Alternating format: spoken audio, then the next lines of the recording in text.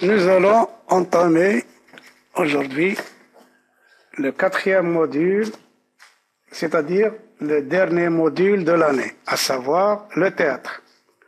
Pour cette année, nous allons étudier une comédie de Molière qui s'intitule Le bourgeois gentilhomme. Aujourd'hui, nous commencerons par définir le genre littéraire qu'est le théâtre, puis distinguer les composantes essentielles d'une pièce de théâtre et, troisième point, reconnaître les moyens pour faire rire le public et finir par des exercices. Abordons le premier point. C'est quoi une pièce de théâtre? Étymologiquement, c'est-à-dire si on revient à l'origine, le mot théâtre vient du grec théatron, qui passe ensuite en latin théatrum, qui signifie lieu de représentation. Donc, théâtre, c'est un spectacle joué devant un public. Ce mot théâtre vient du grec théaomai, qui signifie regarder, contempler. Donc le mot théâtre veut dire lieu où l'on regarde. En effet, le texte d'une pièce de théâtre est avant tout écrit pour être transformé en spectacle par un metteur en scène et joué sur une scène par des comédiens. Afin de mieux étudier une pièce dramatique, je vous conseille de la visionner, à défaut d'assister à une représentation, puisqu'il n'y a pas de salle de théâtre dans notre ville. Passons maintenant au deuxième point, à savoir comment se construit une pièce. On va aborder ce point-là de manière sommaire, car nous le développerons au fur et à mesure dans notre lecture de la pièce de Molière. Au niveau de la structure, une pièce classique se divise en actes et en scènes. Mais pour les pièces modernes, contemporaines, on ne retrouve que des scènes. L'exemple d'Antigone de Jean Anouilh que vous allez étudier l'année prochaine, Inch'Allah. Au niveau de composantes de la pièce, toute pièce se compose de scènes et chaque scène est composée de répliques. Les répliques, ce sont des paroles de personnages. Ces répliques sont accompagnées, bien sûr, de didascalies. C'est quoi les didascalies? Ce sont des informations qui précisent la manière de jouer telle ou telle réplique. Reconnaissons maintenant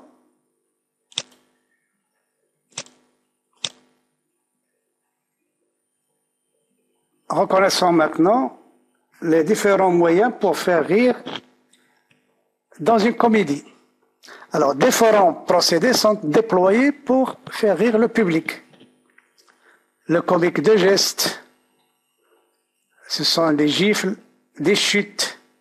Lorsque le personnage, le comédien, tombe, fait semblant de chuter. Des coups de bâton qu'on donne à notre personnage. Des disputes, des batailles sur scène. Des poursuites. Par exemple, un vieillard qui poursuit sa femme ou ses enfants sur scène. Deuxième procédé, le comique des mots. 2 mots. Ce sont les onomatopées, des calembours, un langage technique. Lorsqu'on confond le sens des mots, ou bien lorsqu'on déforme ces mots, lorsqu'on répète la même phrase, le même mot, plusieurs fois. Troisième procédé, le comique de situation. Il repasse sur les malentendus, des quiproquos, des éruptions brutales, des personnages qui entrent sur scène de manière soudaine, brusque. Des départs, ou bien lorsqu'ils ils partent de manière précipitée, ils quittent la scène de manière précipitée, comme s'ils fouillaient quelque chose. Ce sont aussi des rencontres inopportunes, inattendues, des face-à-face qu'on ne prévoyait pas, que les spectateurs n'attendaient pas. Dernier procédé, c'est le comique de caractère. Il réside dans le fait que l'on présente le personnage de manière caricaturale. On exagère son portrait, sa description, la description de ses traits. Donc, de manière générale, la comédie utilise ces moyens pour montrer nos défauts en les exagérant et nous pousse à réfléchir à notre comportement. Ainsi, la comédie a une visée plutôt de catharsis.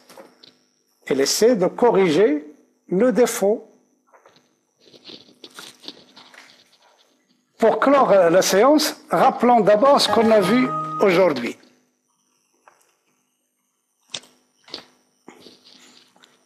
Premièrement, une pièce de théâtre est avant tout un spectacle à voir, à visionner sur vos téléphones, vos tablettes, votre PC, vos PC. Deuxième point, une pièce classique se compose de différents actes et scènes. Les personnages y échangent des répliques selon un jeu précisé par des didascalies. Troisième point qu'on a abordé aujourd'hui, ce sont les procédés, les 4 procédés pour faire rire le spectateur, le public de théâtre. Maintenant, essayons de voir un peu ces procédés de manière détaillée. On va prendre des exemples d'onomatopées.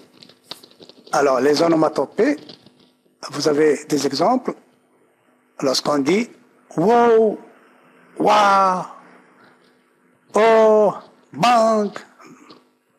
Pour les lecteurs de la bande dessinée, ils comprendront ce que veut dire ces interjections, ces onomatopées. Alors, pour le théâtre, on va voir là un exemple. C'est une scène entre un vieillard et son serviteur. Le vieillard revient à la maison, mais personne ne lui ouvre la porte. Ils essaient lui et son laquais essaient de l'ouvrir avec tous les moyens possibles. Alors, lisons le dialogue. Valère c'est le serviteur, c'est le laquais. Tic, tac, toc. Vous voyez les onomatopées. Ça veut dire qu'il frappe la porte.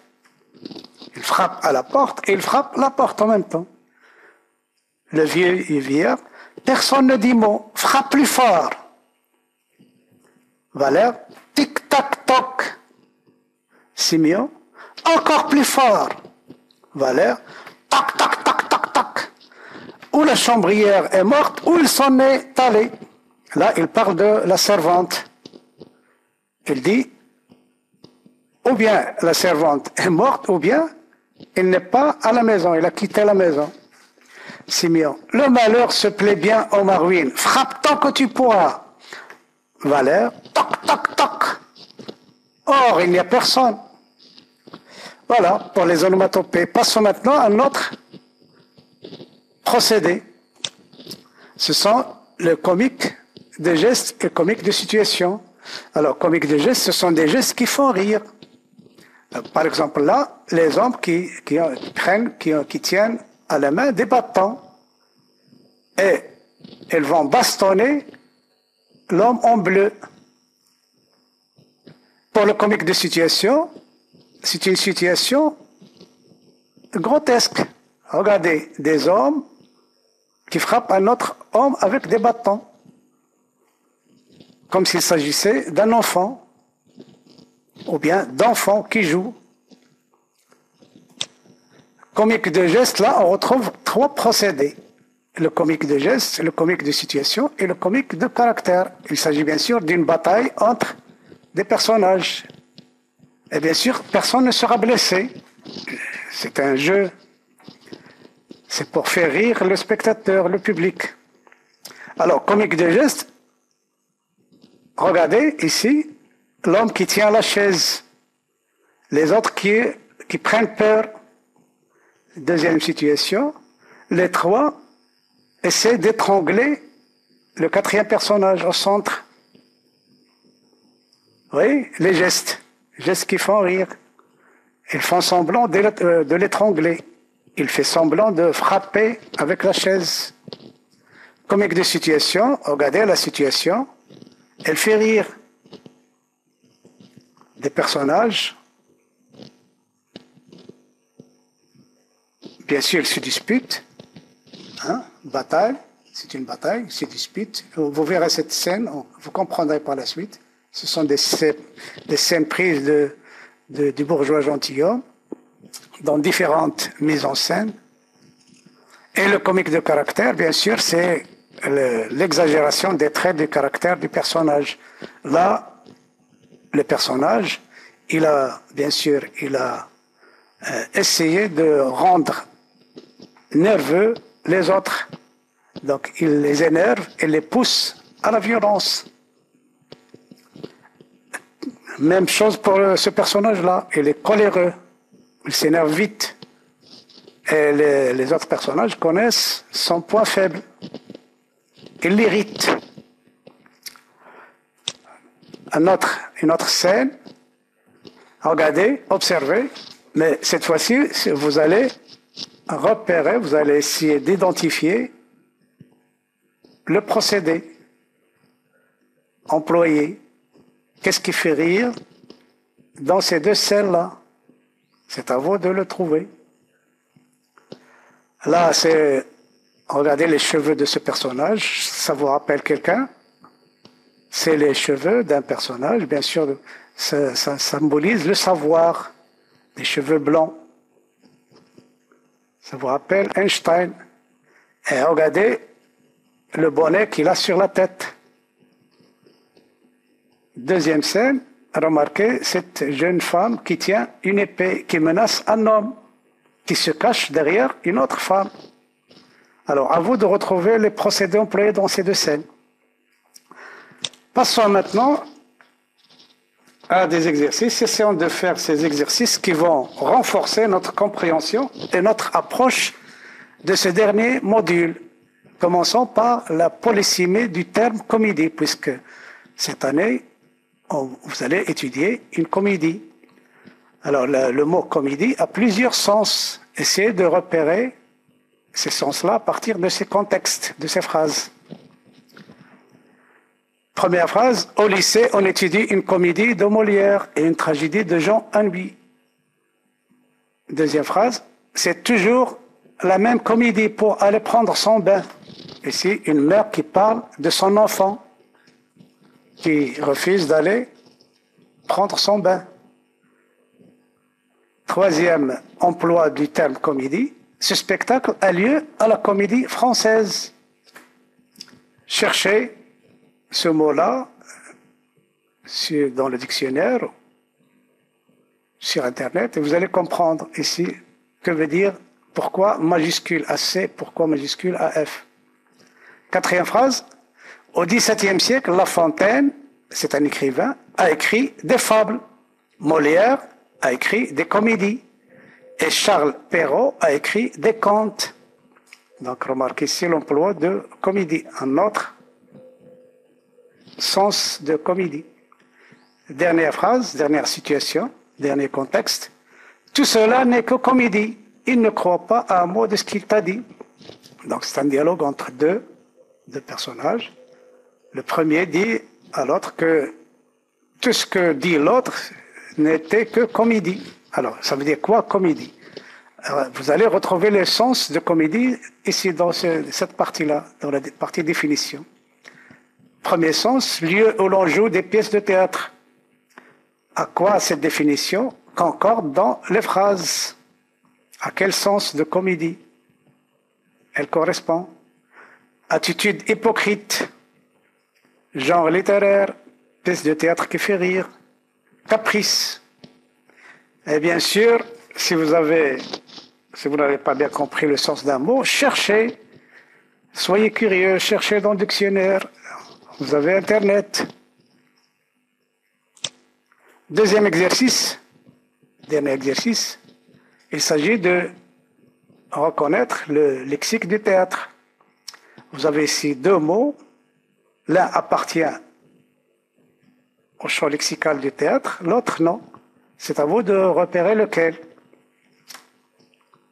Un réalisateur, un metteur en scène, une intrigue, une histoire, un début, une exposition, un dénouement, une fin, une réplique, un discours, un acteur, un comédien, téléspectateur, un public, un dramaturge, un écrivain. À vous de faire cet exercice et on le corrigera, Inch'Allah, la prochaine séance. Voilà, c'est fini pour aujourd'hui. À bientôt.